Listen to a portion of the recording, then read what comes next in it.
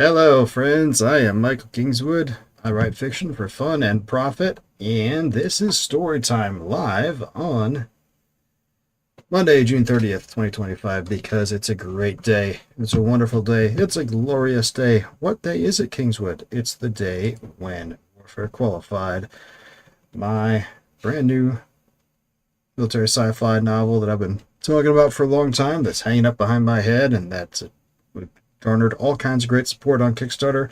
This is the day when it goes out live into the world, and it certainly is.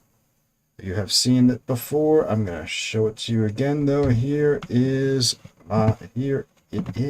Let's bring it up. Boom! There on my website. It's been there on my website forever and a day. You guys have seen it. You guys have known it. You guys have loved it. But check it out. Amazon actually has it fully live, fully squared away. And it's funny, earlier today when I saw that it was live, I was like, oh, this is awesome. But this morning when I clicked on it from my author page, it would only come to the Kindle. It only showed Kindle. I had to do an ISBN search for the hardcover edition in order to bring up all the other formats. But now it's all fixed. I spent about 30 minutes with the guy in Kindle support, and he kept telling me, there's nothing they could do, it's all automated. But apparently either the automation worked or they figured out how to fix it, because here it is. Hey, look at this. Boom. Just like you can see on my site, you can also see it on Amazon site. Kindle, paperback, hardcover, and look at that. They've deeply discounted the special full cover hardcover edition. Full color hardcover edition, because that's really the best version of the book, because you got all this great art in it, and you can so you can see all the let me see if I can. They have a look inside on it. Boom. You can see all the. Well, there you can see this is the black and white version of it, but you can kind of see that, hey, we got nice little artwork fluttering around throughout the whole book. In the color version, it is, of course, color. And so, let's see if it's get to read the sample in the color version. If that comes up colorized, it probably should. Let's see. No, it didn't. Jerks. Oh well. Anyway, doesn't matter. Point is, Amazon figured themselves out and they got it squared away, so that's nice. It's not just on Amazon though. Right here, if you go over to bookstoread.com/WQ, Warfare Qualified, you will see that there is links to everywhere under the sun where you can get it, except Books to Read won't link directly to an author's site, so you have to go separately to michaelkingswood.com/store to find Warfare Qualified direct from me, where I get the maximum profit possible. But these are the hurdles we have to jump through. These are the crosses we have to bear to get our work out into the world and have fun with it, because sheesh, it's a burden, man. They won't link to my site. How can I survive? How can I live? Oh, quite easily, in fact. Let's see what's going on here. We got, hey, one viewer's on here now. Yay! With my super awesome YouTube ability, getting that many is itself a treat. So, hey, welcome aboard, nameless person. Just tell all your buddies. Make sure you've liked and subscribed. Anyway, so we're here to pimp the new book, but we're also here to do something else, because I have another thing going on. Look at this. Rig for Space, a collection of military sci-fi stories. Notice it's Tales of the Ukrainian Confederation Navy. All right? And Warfare Qualified is an Ukrainian Confederation Navy novel. Well, this is more stuff. This is actually rising out of the stretch goals for the Kickstarter. This is the final stretch goal, which honestly I haven't buttoned out to everybody from the Warfare Qualified Kickstarter yet. But I've written a number of short stories in the what do you call it, the Icaran Confederation setting.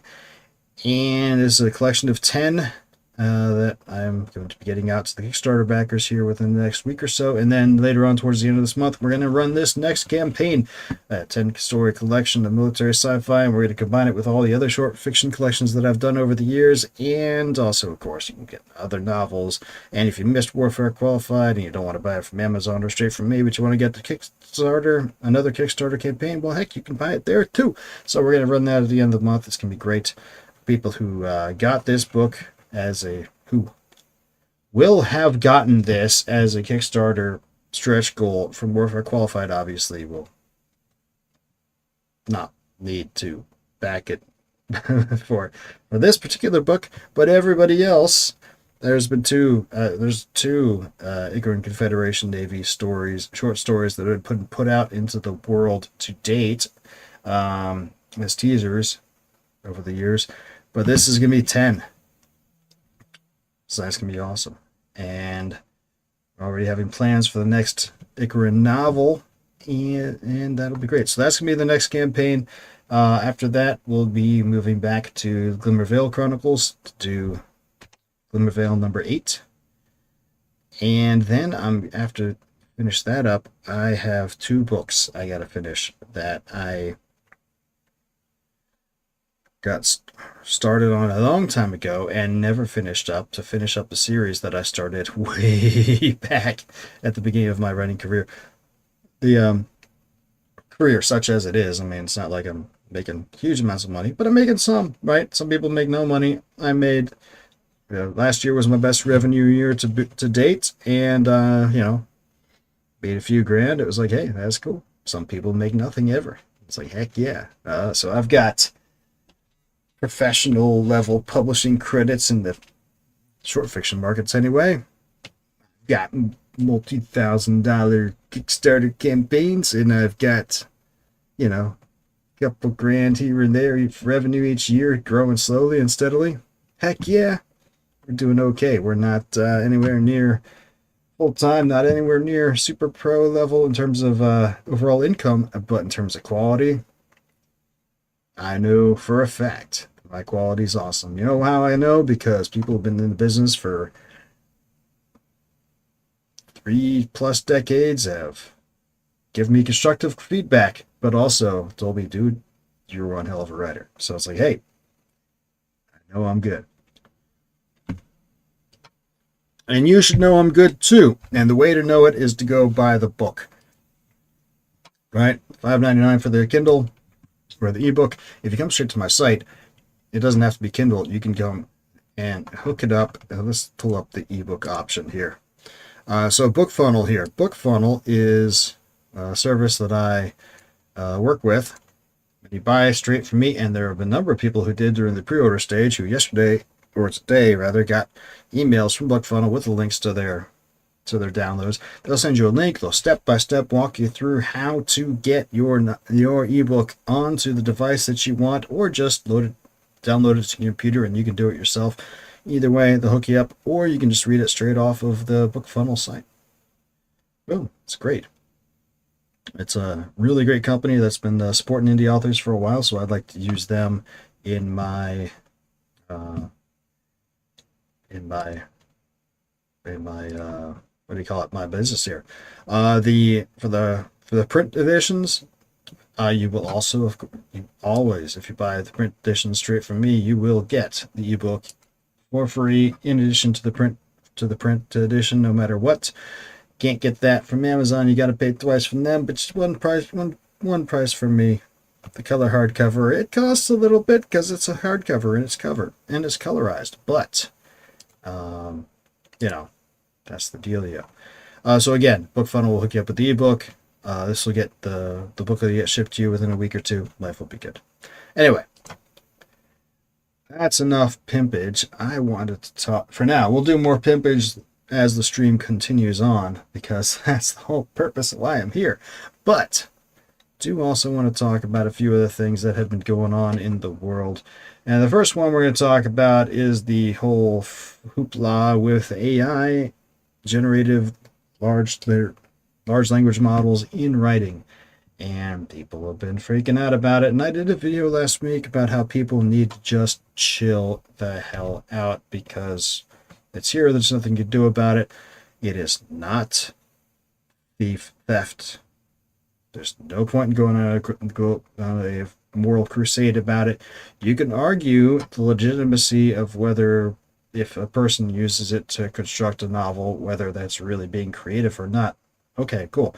And you can argue if you want to support that or not. Cool, but it's not. But a lot of people have been talking about it's theft. You're plagiarizing. No, that's not how it is. People who do that, it's just emotionalism. People don't understand how large language models work.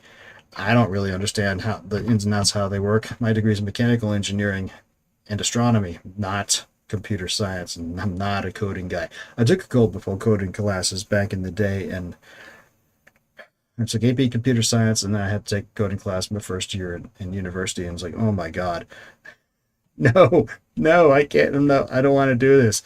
When a semicolon instead of a colon on one line in like 1,000 lines of code makes the whole thing not work. So no, that's not for me. That is way too much anality. And I'm a guy who worked with naval nuclear power for 20. Well, thank God, not 20 years, but 10 years. No, 12 years. 12 years. No, actually 14 years. Jeez, what am I thinking? I'm losing track of all my 15 years with naval nuclear power. So it's hard to find a more anal organization than that. But even that is not as bad as some of the coding things that you can get into from what I saw. Although it was pretty cool. My buddy who was in high school with me and AP computer science with me, we all had to do our projects for it. And I did something lame. I forget what it was. But he put together this. This was in the early 90s, right? So he put together a text-based role-playing game like Zork, but we were in a Jesuit high school. But he basically, you took the New Testament, the Gospel, and made it into the Gospels, and made it into a text-based RPG where you follow around through Judea and Galilee to all the different sites of what's going on, and you do all the miracles, and you do see all the events and do all this stuff, and it worked really well. And it was like, man, this guy's a lot better than I am. And it turns out that yeah, he is a lot better than I am, and I'm pretty sure he went in his. I haven't talked to him in a while, but I'm pretty sure he went and is doing computer stuff. And hold on 1 second.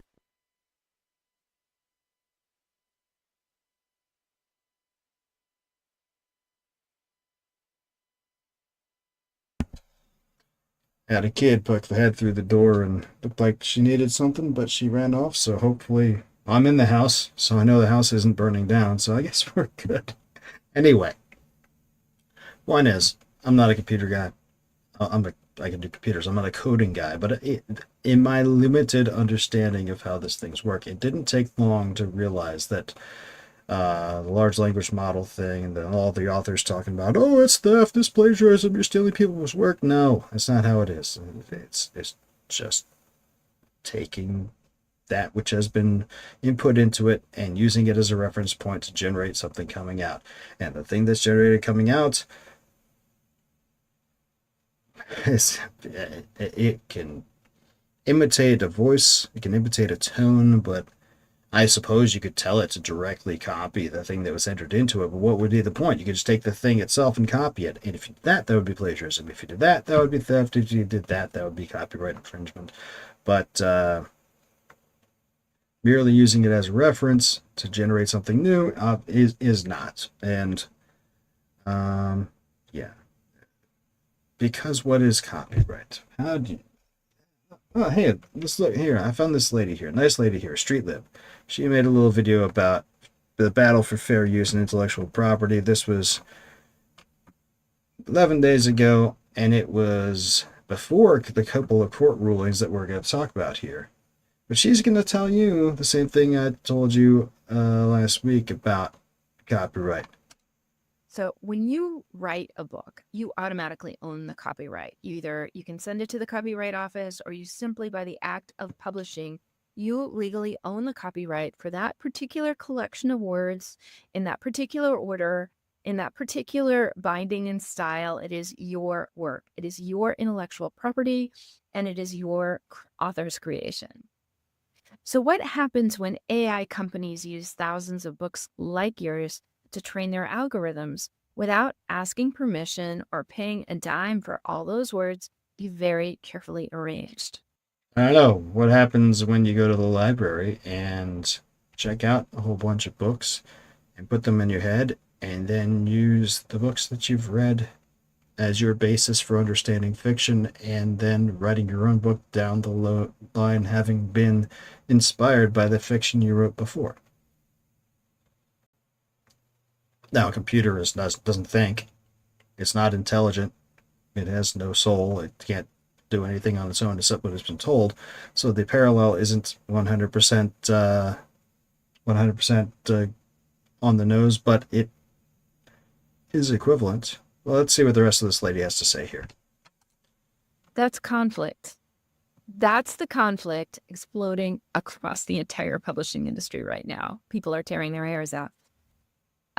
So here's what's happening. AI companies they need it. Like we need food, they need a massive amounts of text to train their models. So they're feeding these systems millions of books and articles, many of which are copyrighted works. And I understand all of which are copyrighted works. Like you just said, as soon as you write it, it's copyrighted. It may not be registered, but the copyright still exists. Anyway, there was a large database of pirated books that turned out to be perhaps the best AI stuff out there, because when they were training on technical manuals and public domain advertising and things that were out of print, they really weren't getting great results. But the books really make the AI shine. and it's, there's a whole lot. And you know what's in the public domain? Tolstoy, Dickens, Shakespeare, Homer, a whole lot of really great ideas. I think the notion that just because it's, I think the notion that only using public domain books can't really train the AI well is not a good plan, not a good excuse there. But anyway, hey, Silent Draco's here. He says, "Howdy, I backed the work for qualified on Kickstarter. Great story and read it faster than I thought." Well, I'm glad to hear that there, brother, and I appreciate your support and glad that you liked it. And yeah, stick around. We'll be doing some more awesome stories in that universe going forward. Yeah, hey, put a review up on Amazon and the other places for me, will you? That'd be awesome. Anyway, continuing on with what she's got to say. So I think this excuse doesn't quite hold water, but whatever. Let's go on. When you know it. So many of these works are copyrighted, and these were pirated, and the companies who took them knew they were pirated. Authors argue that this is very straightforward copyright infringement. Their work is being copied without their permission to create a commercial product that could eventually replace them. Yeah, but it can't. It's going to create a new commercial product, but it can't replace them. Unless the company that's running the AI tries to publish something under their name. That would be 100%, that would be definitely a no-go, right? Nope, can't do it. But you can write something that sounds like them and put it under a different name or whatever. And if there's more to it than just tone, right? There's also story structure and all this sort of thing that you got to get into an understanding of humanity and all this sort of thing. But unless the company was to actually start putting out things under that person's name, having trained their AI based on that person's works, it wouldn't be able to replace them. But even if they did that, there would be major grounds for suits, and that would get shut down hard real quick. And AI companies, as I've said in videos before, counter with what's called a fair use defense. Fair use is real. It is. They claim that they are transforming these original works into something completely new. Because they are. The thing that the program puts out is not a. It is new. It's not referenced to the previous work, but it's something completely different. You can only copyright something in a form that it's put in. They are training data for AI systems. They're not in the business of writing novels. True. So why are authors worried then? Because authors are insecure, hyper emotional, illogical, and frankly very annoying creatures for the most part, who jump to conclusions. Every time I'm around other writers, I really get annoyed, with a few exceptions. But especially online writers, they're the most illogical, irrational people on the planet. But I bet she's got a different answer than I do. Anyway. Authors definitely have serious concerns, and for good reason. Because they haven't thought it through. And they think they're special snowflakes. And that the march of technological advancement can't possibly hurt their little niche. Well, I'm sorry, but you're not a special snowflake. These things exist. They're going to continue to exist. We either adapt to the world where they exist, or you don't. If you don't adapt to a new world, what happens? What happens to you? First, it's basic fairness. Imagine spending years crafting a novel, only to have it used without your knowledge to train an AI that could generate unlimited content in your style, and you receive nothing. Hey, you know who took novels that were people spent years on and used them to train up a new thing, and then created a new thing, and that the author didn't get anything for that new thing? Oh yeah, that was Brandon Sanderson, right? He read Tolkien. He loved The Wheel of Time. Wheel of Time was one of his inspirations. He read that and Tolkien and all these other things, and he paid for the books. He paid $5 for each book or whatever, but then he went on and wrote his own things that were drawn from the inspiration that he got from those earlier works, and he created his own works, and he made a bunch of money from it. In fact, he did such a good job of it that Robert Jordan's wife and editor saw his work and said he would be the perfect person to carry on Robert Jordan's legacy after he died, to finish up the series, and he did it, and he crushed it, and then he goes on from that.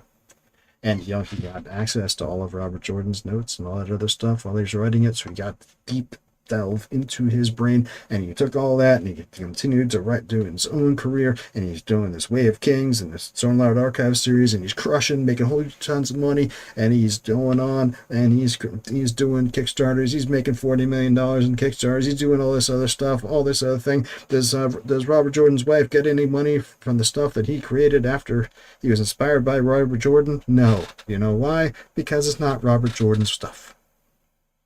It's Brandon Sanderson stuff that Brandon Sanderson created, that he was from inspiration that he drew from Robert Jordan and other places.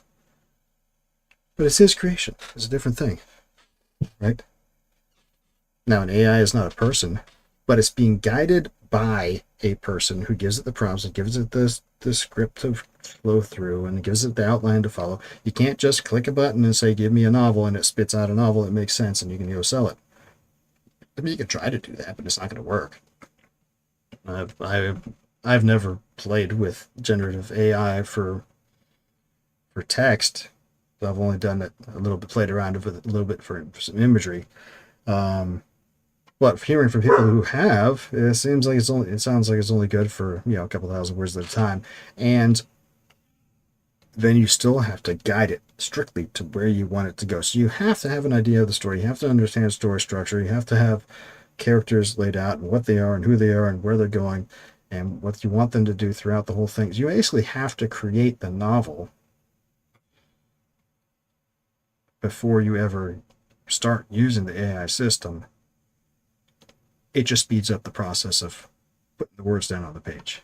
And then you have to go back and edit it afterwards anyway, because apparently it likes to use the same phrases over and over, like writers do. I like to use the same phrase over and over again, I found sometimes, but the process is not that dissimilar. And so what?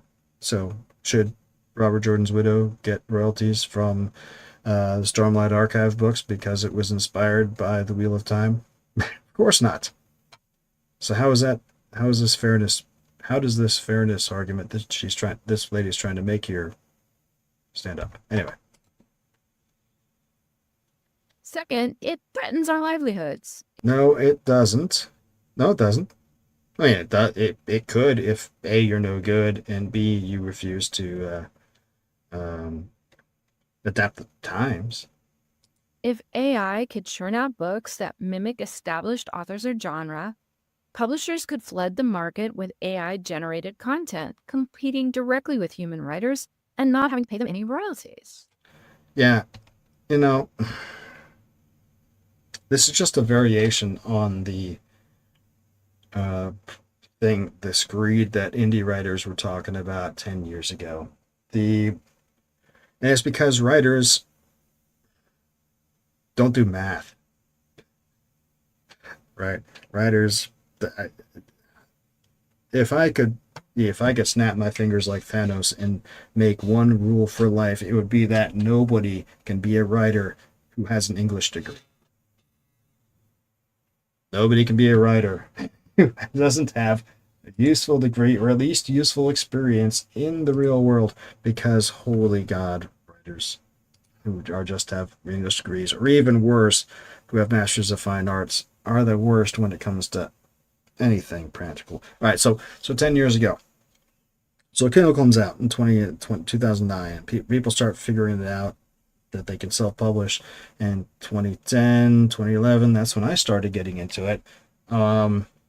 And it starts blowing up, and people are like, oh yeah. And at the time, the Kindle library was a few 100,000 books, maybe 1 million. And by 2015 or so, it was up to 2 or 3 million people. And everyone was like, oh my God, the sky is falling. Oh, it's so much harder now than it ever was, because there's so many more books now than there ever were. And, they're continuing on doing that. And it's like, oh my gosh, there's so many more books now than there ever were. The sky is falling. You can't get discovered. Oh my gosh, it's so hard. Oh, the golden age of what it was is over, and you can't succeed now because the sky is falling. There's too many books out there. And this is like, mother trucker, have you ever done math? When the Kindle started, there were 1 million books. So your all things being equal, your possibility of getting discovered was a 1 in 1 million. All things in a vacuum. Let's go with this. 5 years later, in 2015, 2016, when everybody was saying, oh my gosh, the sky is falling, oh gosh, there's 3 million books in Kindle. Okay, your odds of being discovered are 1 in 3 million. There's no practical difference between 1 in 1 million and 1 in 3 million. I'm sorry. On its own, it's never going to happen. Right? I mean, and now there's 10 million books in Kindle or something. I don't even know. I don't care. But it's like, but there's really no difference. Oh my gosh, 10% difference off of a 1 in 1 million chance. It makes no freaking difference from a practical perspective. So let all these companies, if they want to generate a whole bunch of stuff in the voice of Leo Tolstoy and try to claim it's Leo Tolstoy. I don't know if Tolstoy's estate exists anymore. Probably not. But people, or that's a more recent thing. Let's say, let's say, Herbert and McCaffrey are bad examples because their kids are actually doing stuff in the world. But let's say, take somebody, I don't know, let's say, but Robert Heinlein. Say, hey, they say, the publisher says, hey, we're going to publish books trained after the after the voice of Robert Heinlein, and we're going to put it out under his name, and his estate has signed off on it and all that good. And it's like, yay, hey, cool, a whole bunch of new stuff by Robert Heinlein. Yay, yay, yay. That's not going to crush the careers of anybody else, because something new coming out from Robert Heinlein is going to get attention no matter what, but also it's just another 5 books, let's say, in the sea of 20 million. I mean, what? Woo, who cares? You still have the same marketing problem that you always had, right? And it doesn't matter from a practical perspective.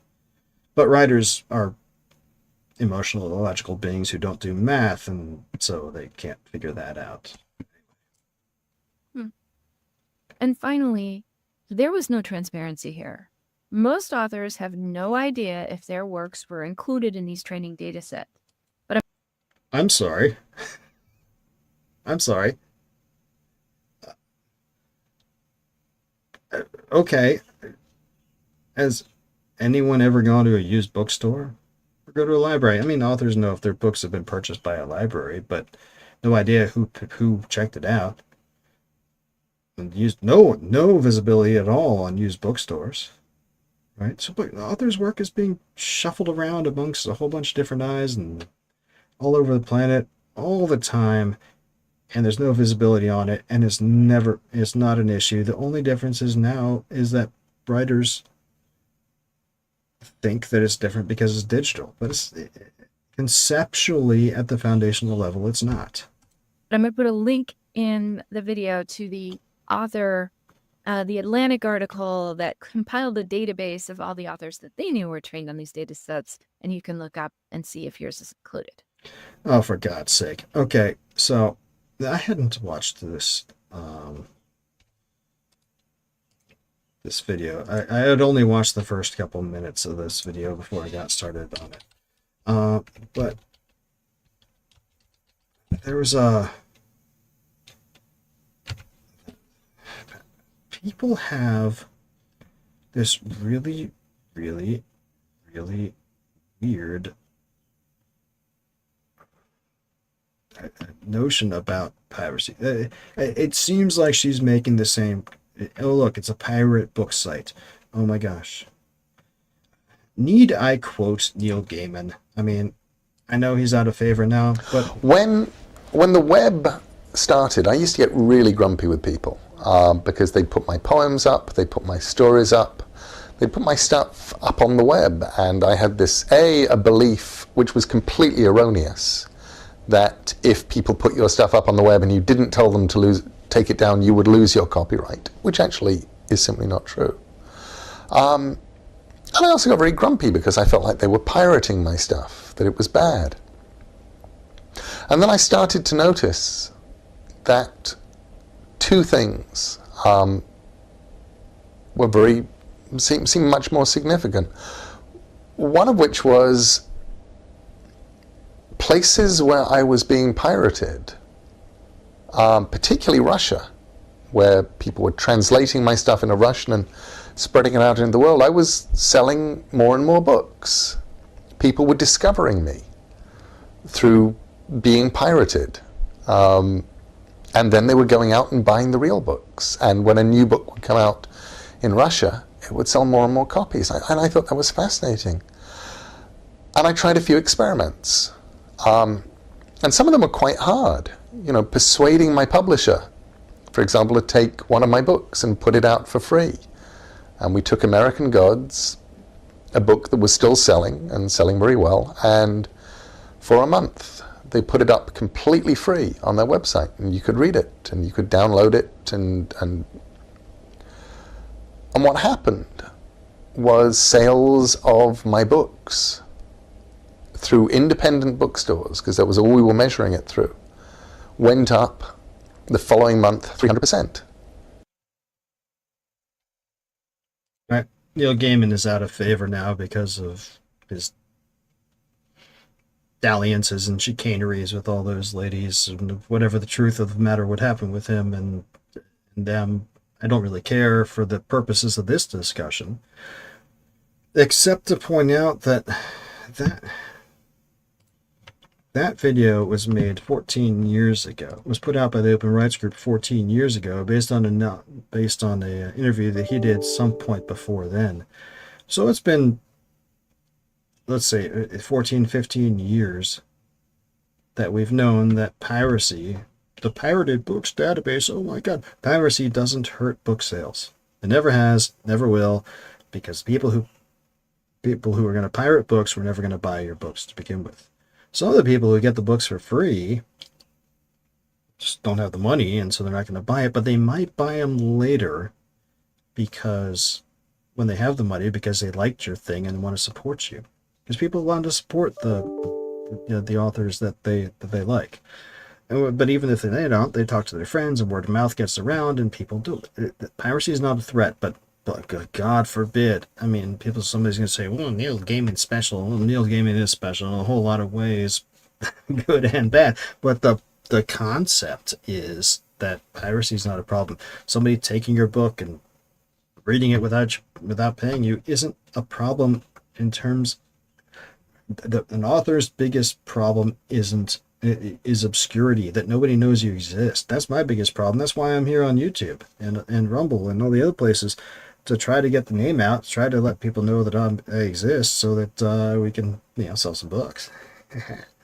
But oh my God, somebody took your book and you got to see if you're included in the pirate database. Well, who cares? You did. Oh my God, you didn't pay for it. But so what? These people weren't going to pay you anyway. But now at least somebody's reading your stuff.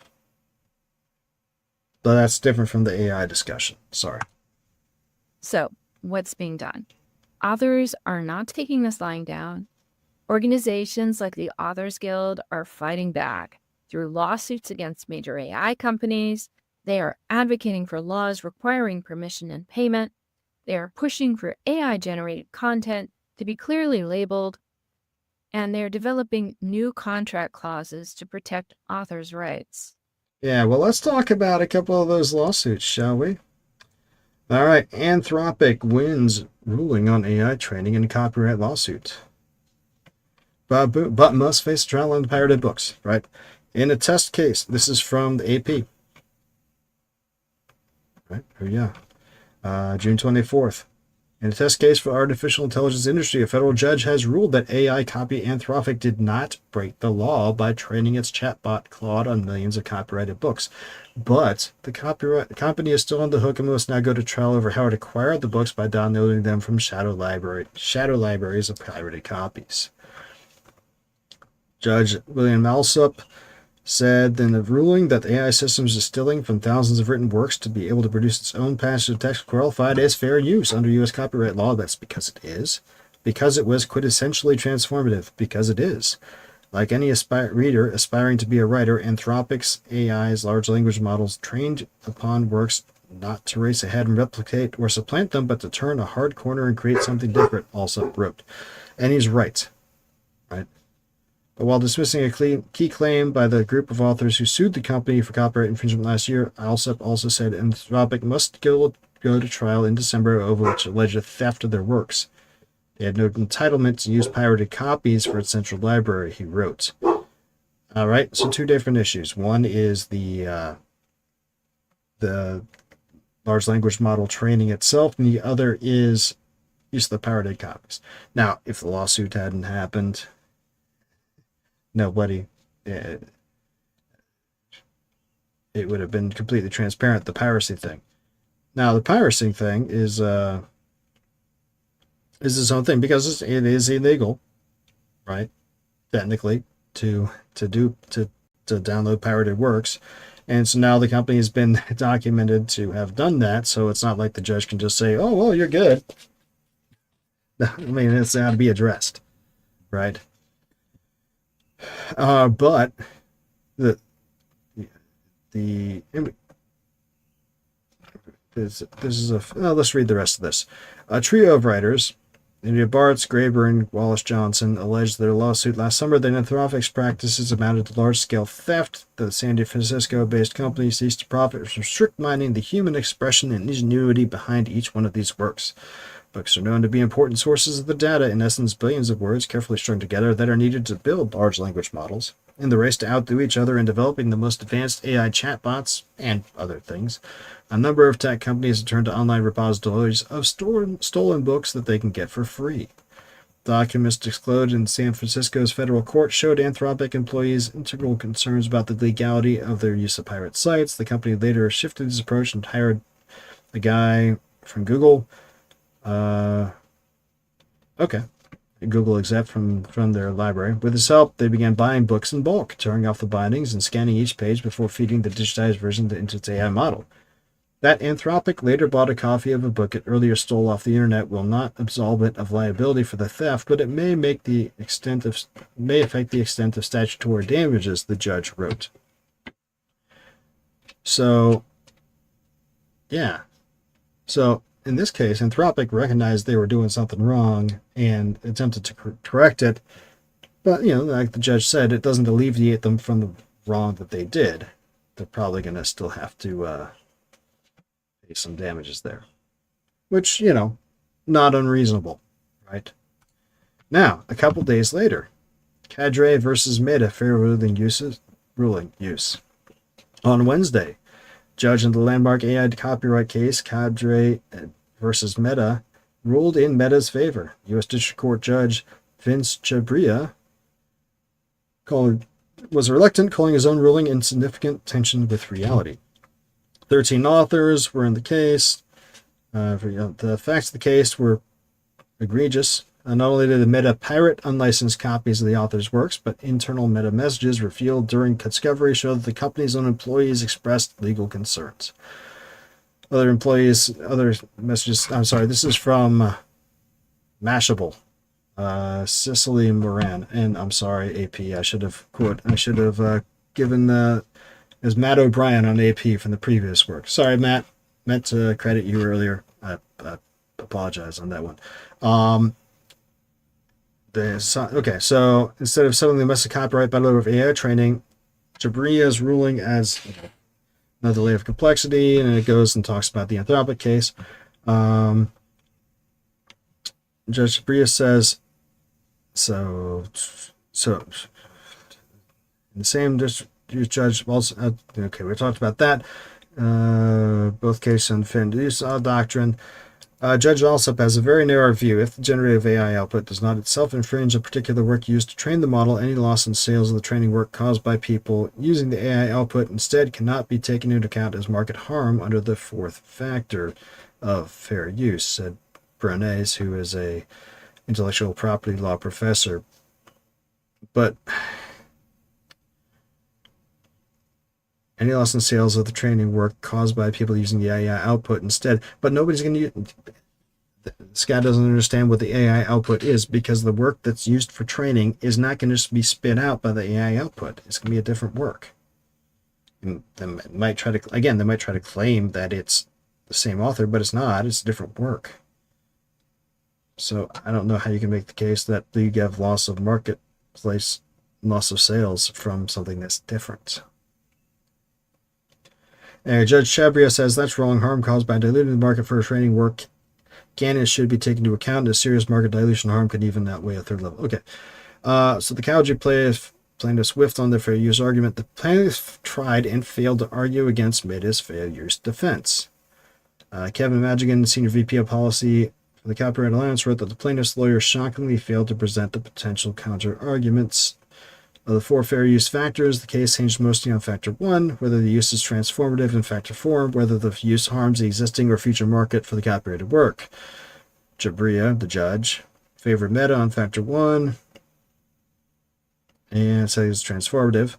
And then the deliberation then turned to the fourth factor, market harms, where Jabria had much to say about the plaintiff's counsel's argument. They simply failed to successfully argue that they caused harm. I don't know how you could say they caused harm. Did they put out a work under the author's name? Like they brought out future Taylor Swift. They put out a Taylor Swift book to compete with Taylor Swift's future book or future song. I mean, that would be hot market harm, but that's not the same thing. That's a speculative harm. Anyway, the judge said, even if 1 million songs are produced by Meta's Llama model in the style of a Taylor Swift song, it's not going to affect the market for Taylor Swift songs. But what about the next Taylor Swift? Chabria asked Meta lawyer, I don't know, Canon Shinmugam. What about the up-and-coming, relatively unknown artist who is writing songs, but by feeding copyrighted works like hers into the model that enables the model to produce 1 billion pop songs? Chabria seems to foreshadow his ruling when he questioned the plaintiff, and blah, blah, blah, blah, blah. On the day of the ruling, his decision, the district court judge said his ruling was less about the fair use defense of using pirated books to train AI models and more about the shortcomings of the plaintiff's argument. The court had no choice but to grant summary judgment to Meta, Chabria said before adding, this is not a class action, so the ruling only affects the rights of these 13 authors, not the countless others whose works Meta used to train its models. And it should now be clear, this ruling does not stand for the proposition that Meta's use of copyright materials to train its language models is lawful. It only stands for the proposition that these plaintiffs made the wrong arguments and failed to develop a record in support of the correct one. Yeah. I don't know what the correct one would be. Regardless, I'm not going to claim razor fist level of I was right about this. Right? I mean, he's on a whole nother level of I was right than I am, like ever. But I was right. Right? When I said last week, you're not. Go back in my video from last week. What did I say? Both judges basically said the same thing. The second judge was more hesitant about the circumstances altogether. The first judge said, yeah, that's fair use, but you guys shouldn't have pirated. You gotta have to pay for pirating. When you should have used legally obtained copies to do your training, and that's legit. But they both agree that the fair use substance of the question. So, I don't know. Seems to me that there's a whole lot less hair pulling and screaming in the writer's sphere than I thought there would be over this. At least not that I've found. Maybe, of course, I don't spend much time lurking in writer's spheres, so maybe I'm not seeing it. But I think the people who understood the discussion were probably not surprised by it, and those who didn't are going to be offended by something no matter what anyway, and they're so emotionally driven that they... Anyway. Let's go back to my book.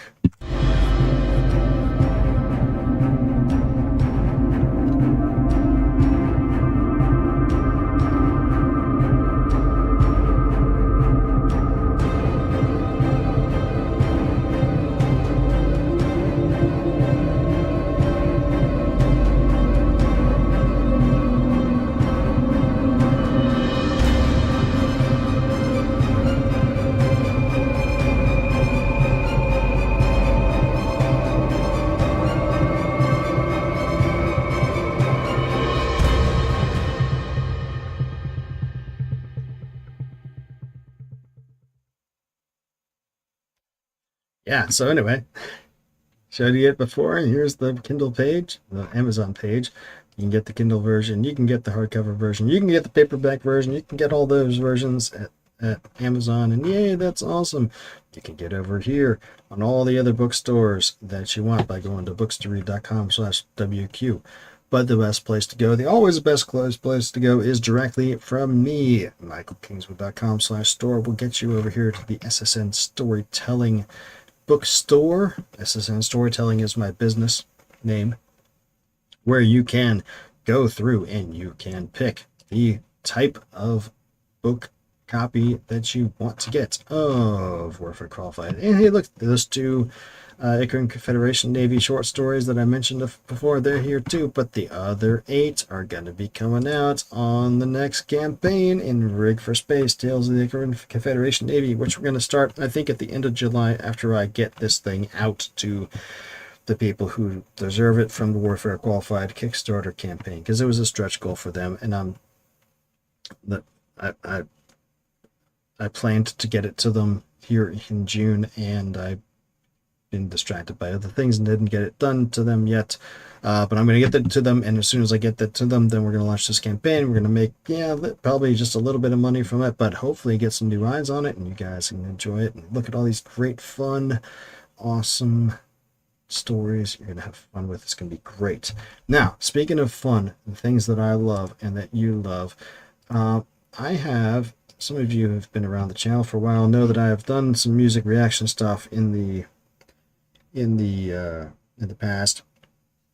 In fact, about a year ago, I was doing a bunch of them because Nightwish put out their new album, and I love Nightwish. They're one of my favorite bands, and it may be my favorite right now. But I got a bunch of subscribers from that, and a whole bunch of views, and I was like, man, I could do the music reaction thing and really blast this channel into the stratosphere if I wanted to. I was just like, I don't want to be a music reaction channel because I am doing this thing here on YouTube because I'm a writer, and I want to be able to promote my work, right? So if I'm doing the music reaction thing and that's all I'm known for, I'm going to say, oh, by the way, how about you look at my book? That doesn't really work. So I backed away from that. I still occasionally will do some music reaction stuff for new things because I like them, but as I love music, I play the violin, I play the guitar. It's I can sing too, but I've never had formal training in it, but I can't do it. But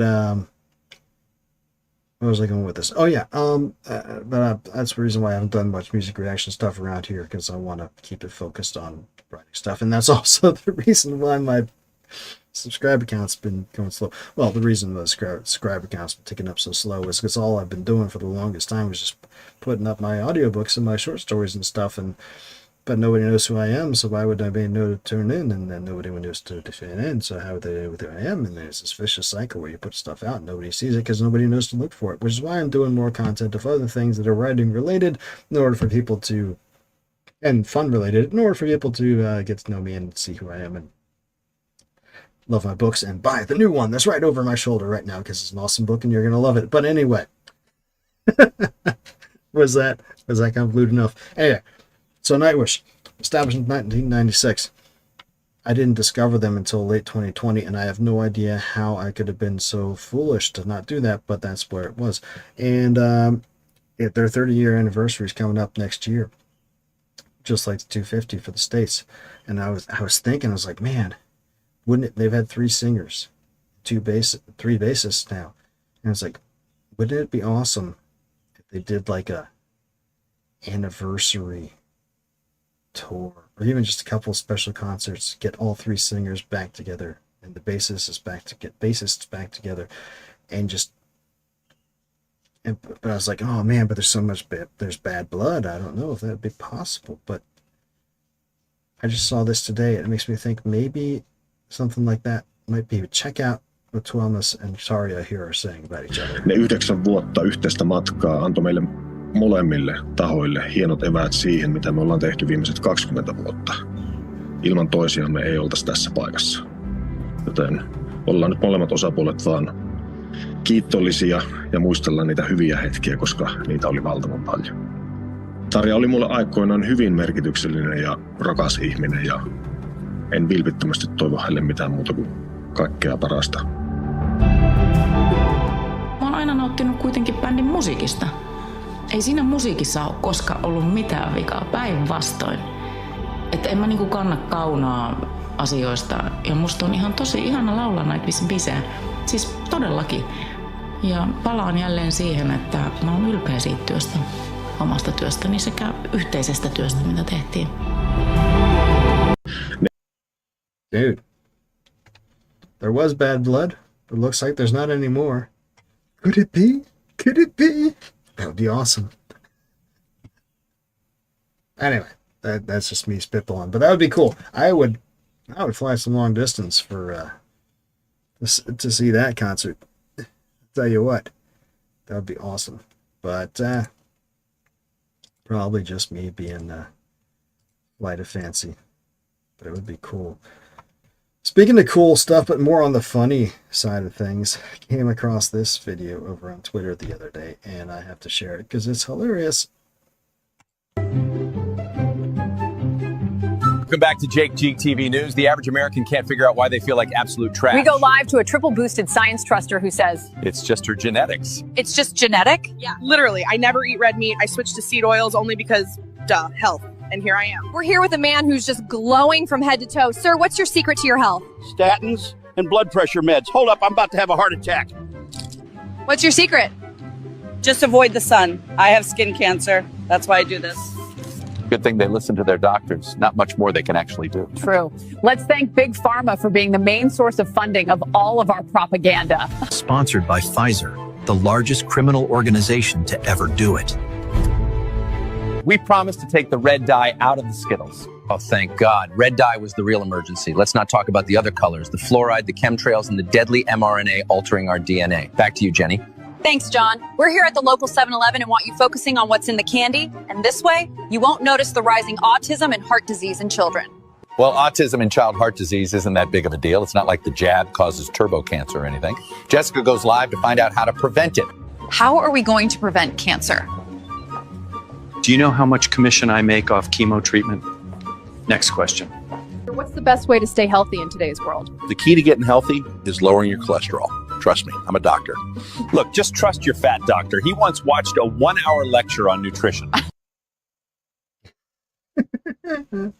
You know, it's funny because it's true to an extent, right? There's some hyperbole there, but also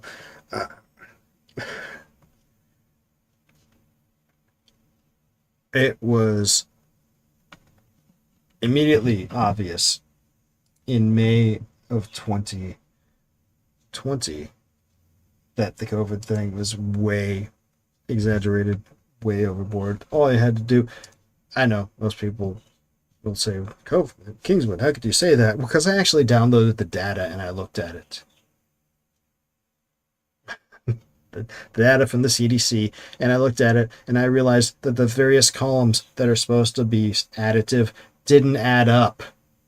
Like literally, the columns that were like this cause, this cause, this cause, this cause, and the final column was the or statement. So everything that all the previous columns, the final column was an or statement. So all of them should sum up, and it didn't add up. Then I downloaded the data later, and I saw that under their death statistics, a significant percentage of them was where the proximate cause was intentional infliction of self-harm. So they're counting suicides as COVID deaths. I still have those data files I downloaded from the CDC. Wasn't hard to figure this out. All you had to do was have a little bit of skepticism. But, so COVID is obviously false. And now we know that, so which means the injection was obviously unnecessary. And I knew that was immediately obvious too, because within a month of it being rolled out, I downloaded the data from the Vaccine Adverse Effects Reporting System website on the CDC. And I saw that in the previous 40 years, there had been 20 deaths reported there. And within a month of the COVID vaccine being rolled out, there were like 400 or something.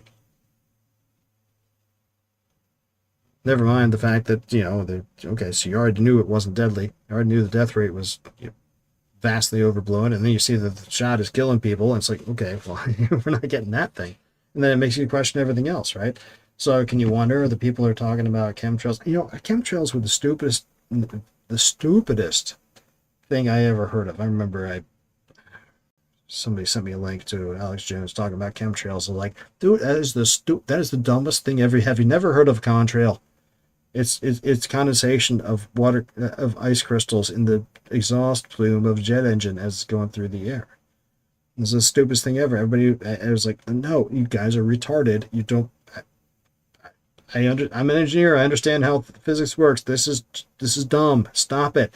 And then a few years ago, one of the countries in the EU admitted that they were doing that. They're spraying stuff in the air to do what? They admitted to it. So, wait. This is the stupidest thing I ever heard, and it's true. Apparently. Hardly. And so now people are skeptical about everything. Well, he should be. And, and you have RFK Jr. in there now doing his thing at the HHS.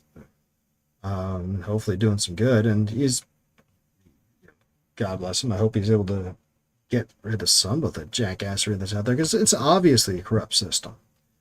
I mean, compare the money spent here compared to everywhere else. Compare the amount of administrative hurdles here compared to everywhere else. It's obviously corrupt. There's obviously a whole lot of fingers in the pot that don't need to be there and should just be cut off. That said, somebody shared this the other day. I don't know what the hell Slay News is. I'm not sure. Frank Bergman of Slay News. I don't know who he is. Japan ends mandatory child vaccines. Sudden infant deaths disappear. Color me a little skeptical on this one. Let's see what they have to say. A leading physician has issued an alarming wake-up call to Western nations by warning that Japan's sudden infant death system crisis disappeared as soon as the government ended the country's mandatory vaccine schedule. Carrying to this person, Pierre Corey, whoever that is, neonatal mortality decreased when the government stopped mandating vaccines for children under 2. He's former chief of critical care at the University of Wisconsin. Okay, cool. During an interview, he says this linked the practice of vaccinating babies in Western cultures to sudden surging SIDS cases. This actually happened in Japan. I guess what happened, infant deaths disappeared when they stopped doing it. Okay.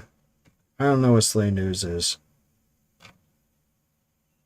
But I found this from Reuters from last year, February 13th, 2024, by Reuters Fact Check. Now, anytime somebody says fact check, I am instantly suspicious because it's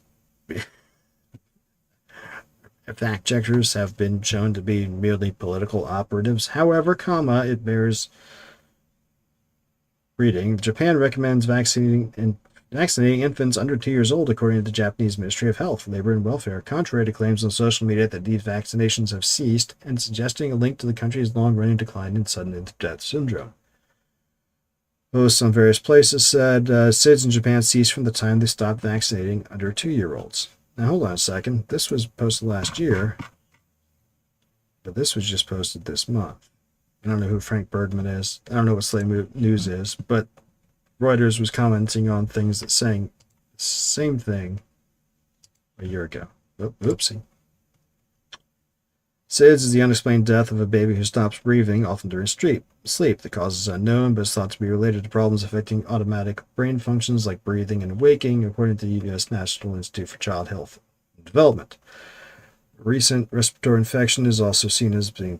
Anyway, the Japanese Immunization Act was amended in 1994 to scrap mandatory vaccines. However, the Japanese Pediatric Society still recommends them. The local governments also pay for vaccines. Pediatric Society's schedule for the first 3 months has, recommended things. Japan records high rates of vaccinations for children per year. Data report that 96 to 99% of babies get their vaccines from 2 to 4 months. Rate of infant death fell by half between 1984 and 2004. And when was that? The Immunization Act was amended in 1994. Okay, decreasing from 0.242 deaths to 0.24 according to a study. They credited the decline of the public health campaigns starting after 1996 that discouraged putting infants to sleep face down and other SIDS risks, such as maternal smoking. Rates of SIDS in Japan continued to fall. They're now at 0.1 per 1,000 in 2018, according to Tokai University. The overall mortality has been declining. There were 47 deaths in 2022. Some studies in other countries have found that unvaccinated infants are at risk of SIDS. Okay, look. So the verdict that Reuters came up with last year was that false. Japan does recommend vaccinations. It's just not mandatory, and there's no evidence of a link. So I am, always skeptical of fact checkers. But I'm also skeptical of alarmist places that I don't know who the hell they are. I mean, well, let's see. Who is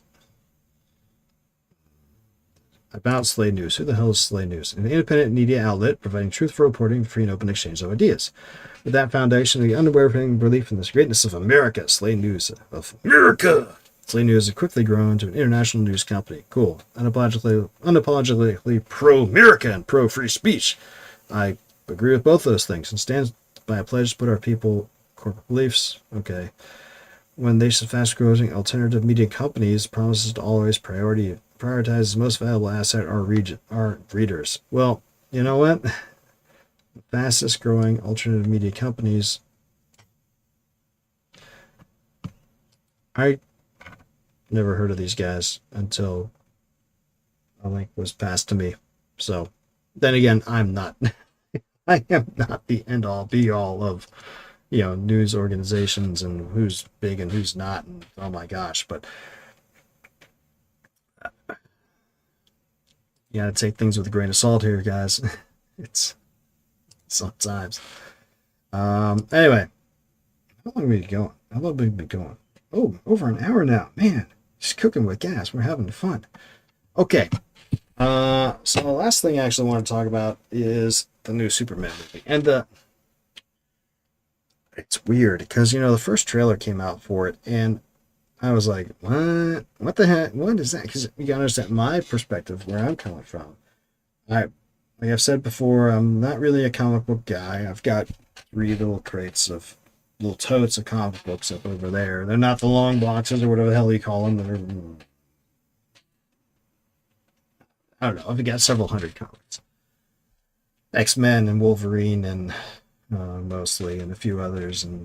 But anyway, from the late 80s, early 90s stuff. Worth some money now. I've got the X-Men 210, the one with the "Come on, mess with us, make our day," where they're all beat up, and I was like, I always loved that cover. It's one of the first ones I've got up there. And I was in the comic book shop the other day, and I saw it for like $50 up on the wall. I was like, holy cow, man. And I got Wolverine #1, and I got a whole bunch of other things. Like, I probably could get some money for it, but no, I just have them because I have them. Anyway, the point is, but I never read any Superman comics, ever. So for me, Superman is basically the Christopher Reeve movies. And I know a whole lot of people love Dean Cain playing Superman. Was that Lois and Clark? But I never saw that. I was doing other things when that came on. Was that the same time Firefly came out? I didn't even know Firefly existed because I was on shore duty. I was running marathons and training in karate and kung fu and trying to meet girls. And because I was living in Charleston, South Carolina, the best place in the world, far better than where I am now. And I was traveling and I was going over doing all kinds of great stuff. And I didn't know these things existed. So where was it going? Oh yeah, so for me, Superman was basically Christopher Reeve. And so when I saw that first trailer, I was like, what in the hell is it? What's this dog? And apparently there's a dog in the Superman comic books. I never know because I never saw it. But so I was a little off put by that first trailer.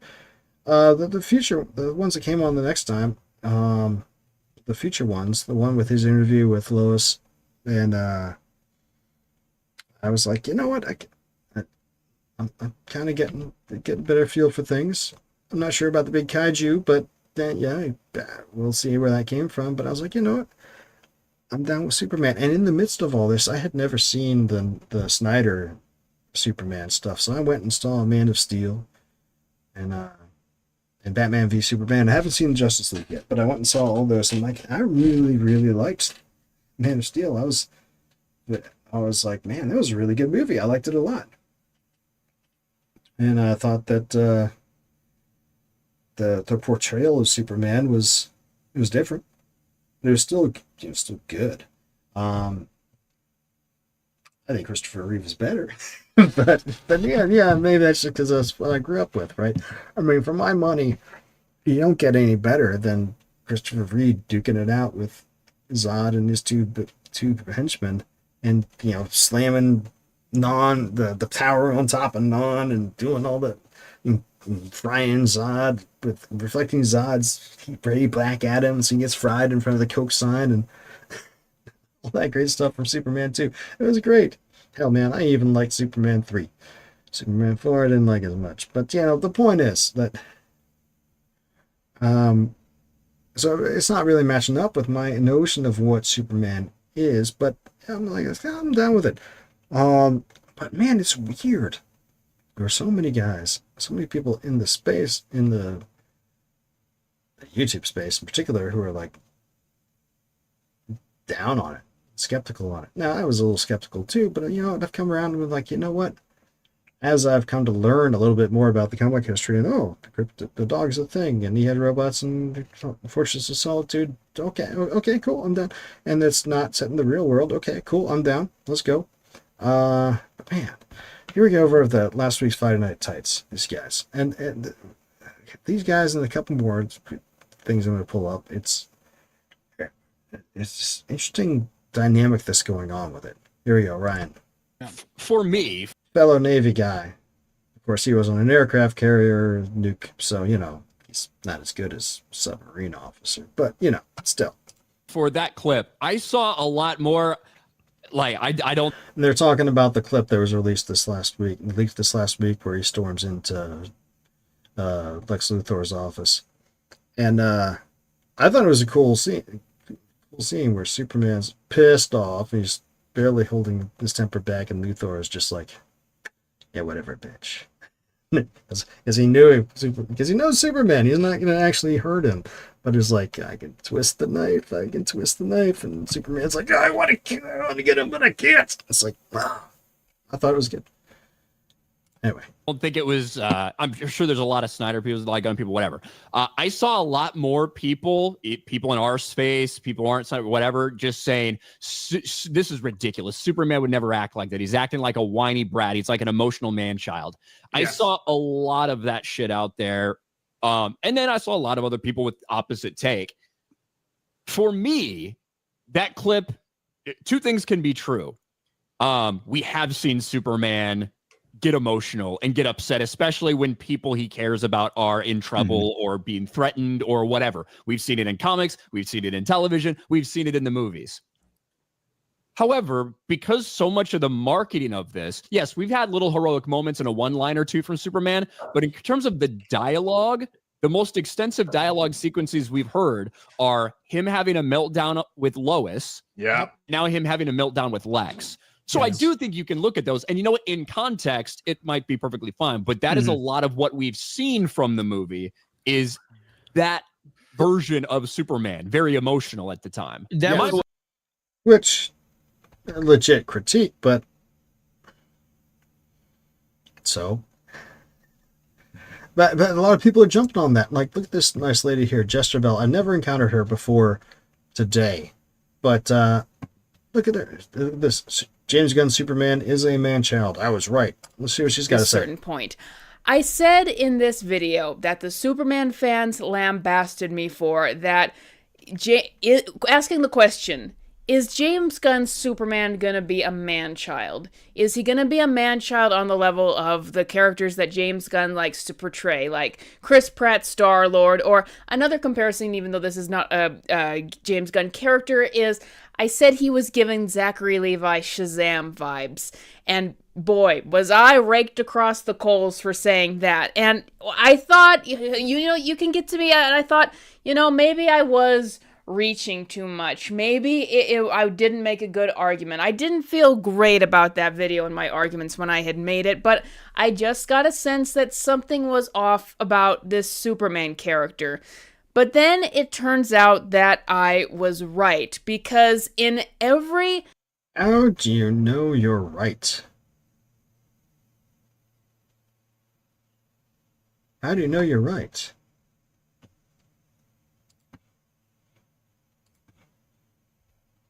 Have some stuff to talk about today, because they did have an official showing for Superman yesterday for, like I said, influencers and, the media.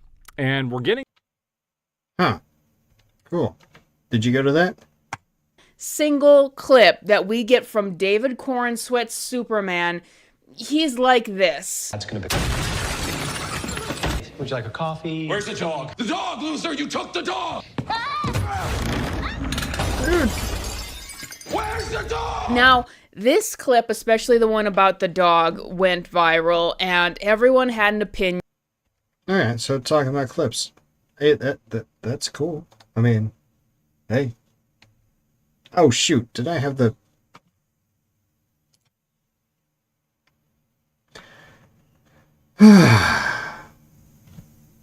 This Superman character, but then that we get from David Cornsweet's Superman, he's like this. Did I screw this up?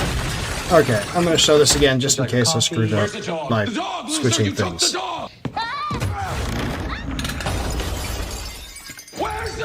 Now, this clip... Okay, so just talking about clips. And so...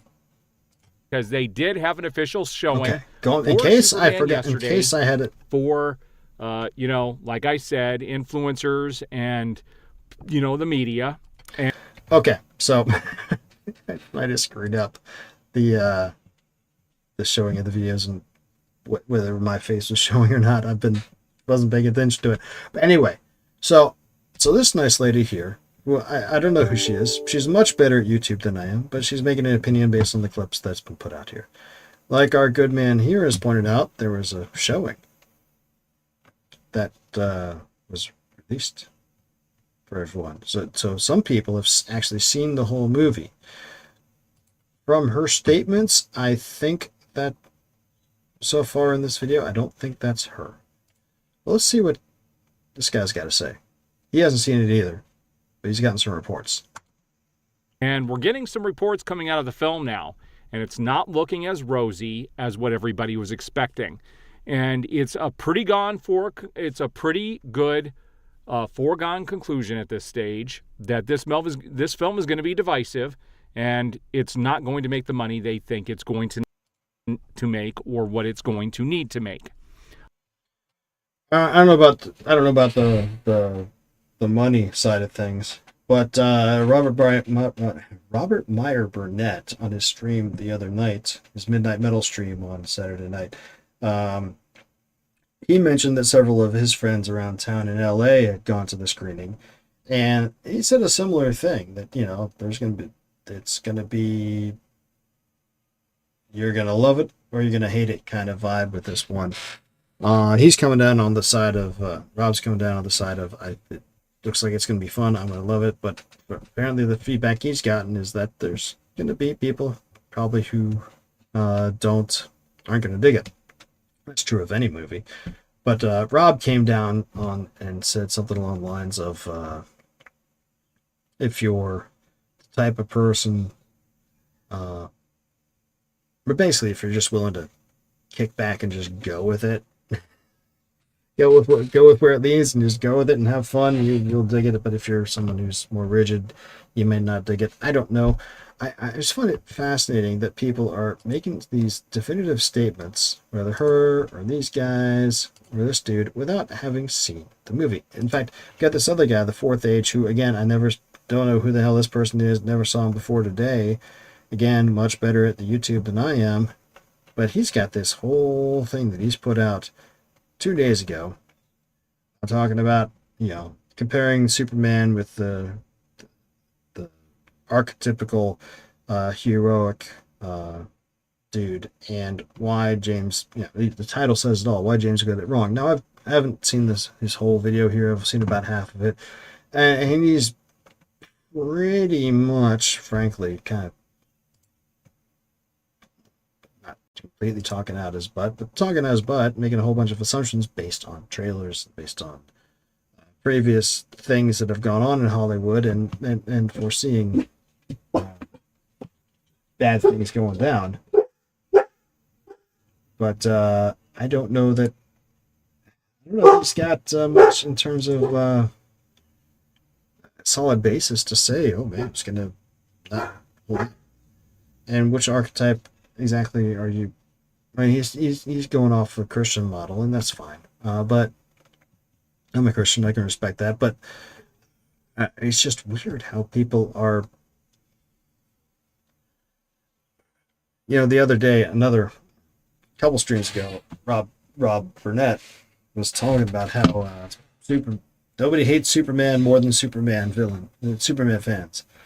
Nobody hates the West more than people who live in Western civilization. And it kind of parallels what somebody just said a while back. Nobody hates Star Wars more than Star Wars fans, but of course, I don't think it's. I think it's all untrue. I think it's not a matter of hating it. Hey, Silent Draco, saw that. You gotta go. Good having you here, man. Get you next time, I guess. But it's not that people hate the show, is that people love it and hate to see it being perverted. So people don't hate Star Wars, they hate what's been done to it. People don't hate Superman, they fear that Superman will be twisted into something that doesn't resemble Superman, so they're projecting their fears forward and lashing out and grasping onto things that seem to be confirming their fears and saying, "Oh my God, my fear is right," and talking. Now I'm talking around in circles about it. Now, let's be honest. These guys, her and him, Aaron Fisher, my review, he does reviews. I don't know what Jester Bell does, but these guys definitely get paid a whole bunch of money to opine about pop culture goings on. And I'm not saying they have to be negative, because they don't have to be. They're positive about things they're positive about, and they're negative about things that they're negative about. And oftentimes they have conflicting opinions within their little show, and they seem like they're friendly, and they make fun of each other, and clash of ideas sometimes, and that's fine. But there's all kinds of incentive there to opine where perhaps opining isn't really necessary. I don't know. I'm looking forward to it. I love the idea of another Superman movie. I've already told my kids, they're all going with me. We're gonna go. We're gonna have fun. It's gonna be good. If it's not good, well, okay, then it's not good. But I kind of think it's gonna be. It's at the very least, I think it's gonna be fun. Oh no. Look what's here. Look what's here. How dare she come and interrupt me? She wants a walk. Well, good thing I've talked through all the topics that I meant to talk through. So I guess I get to go take my sweet little doggy for a walk. But first, we're going to do a couple last things. We have to show you the appropriate place to go on this, the day of all days. You go over here to michaelkingswood.com/store. You go over to Acorn Confederation Navy. You go to Warfare Qualified, and you pick out the choice of format of book that you want, and you can get it. And enjoy it and love it, just like Silent Daco said. It's a great story, and it went faster than we thought it would, so you're going to love it too. Hey, look at this. You can also go over here on Amazon, of course, like I showed you before. Get it, read it, love it, enjoy it. And of course, it's over here on Apple and Nook and Kobo and Google Play and Thalia and Smashwords and a whole bunch of other places. I think I need to update this list because I think some other places have gone live and they just haven't updated yet. But the point is, everywhere you want to get the book, you can get it, and you're going to love it. You know how much I think you're going to love it? And why do I think you're going to love it? Because it's awesome. And I know it's awesome because I made this great video to show it off.